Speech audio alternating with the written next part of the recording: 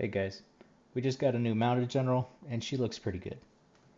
I decided that since I'm add her to the spreadsheet, I might as well take that whole spreadsheet and put it into the new format. This new format is a lot cleaner, simpler, easier to use, and more importantly, easier to update. So I'm not going to go over how the spreadsheet works in this video. I would recommend watching my Siege video if you want to learn how to use this spreadsheet for yourself. It's going to be linked below the video and also the link to this spreadsheet and all of my spreadsheets. Now, with that out of the way, let's take a look at Hestia. Right off the bat, the base skill overall is pretty nice. There's no march size there, so nothing crazy. Pretty high overall. All the other things you get out of her, pretty standard stuff. Note on the Covenant. The Covenant is, it's alright. 10 in every category, minus the march size. Not a great Covenant, not the worst Covenant, but just kind of average. The stats we're really interested about are the total stats. For Hestia, she comes out to second place overall for attack, right behind Napoleon Prime, so that's very high attack overall. Defense and HP are very, very good. Defense is the real part where she shines out. She's highest in defense, and the HP is very respectable. She ranks third overall in HP, right behind Jalvaman and Lee Namosa. Now, notes on HP and defense. They are better than the other in certain situations, depending on the attack of the enemy and their buffs and all of that stuff. Troop types as well, modifiers. So there's no hard and fast rule of which is better. It's very situational dependent. I generally just like to have as high in each category as possible, and Hestia does a pretty good job with that. When we compare her to Javaman, who was the former highest defensive general, she definitely beats him out by about an extra 30-ish total stats, so very nice there. One point is she does have a little bit more march size and her attack stat is better. So Hestia is just the better version of Javaman. So if you have a Javaman and you want to get Hestia, she's going to be a good assistant for him.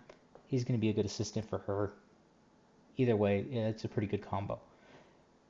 Looking at the total attack, we can see that she does rank very high in total attack, right behind Napoleon and Andre.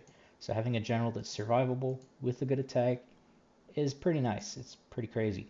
And this attack doesn't come from a lot of extra march size. So this means that at lower levels, with smaller rally sizes, smaller buffs overall, you're going to get more return out of her than you would someone who relies more heavily on attack, like Gaius Octavius. Now this total attack increase is based off of T15 base troop with the 2000% buff, K40 rally spot with an extra 2 million in march size. So the fact that she's ranking so high up here with that march size is an indicator that she's pretty good. When we look at her role as an assistant, we can see that she's second behind Lee Namosa for HP, but she has a heck of a lot of defense, and Lee Namosa has almost none. She's the highest in defense, second only to Napoleon Prime. The attack stat as an assistant is respectable, 6th place overall, or 4th place overall. March size as an assistant, yeah, 0 march size, so you're not really going to be using her as an assistant for damage, but for these defensive stats. So overall, she's the highest defense, and the highest defense as an assistant. Now let's see who's going to be the better assistant, her or Javaman.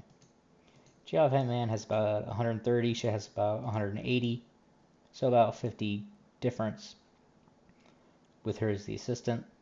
So that means that if you're going for the max survivability, she's better in the defensive spot, the assistant spot, assisting Javaman. So Javaman with a Hestia assistant is the most survivable march that is possible. If you want a survivable march and you want a tiny bit extra damage, then Hestia with Java Man Assistant is going to have a little bit more damage, but still very respectable survivability.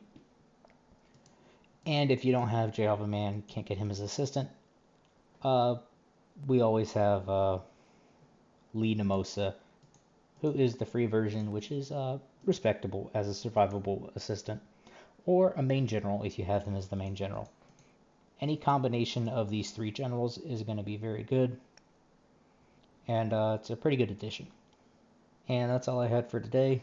Catch y'all in the next one.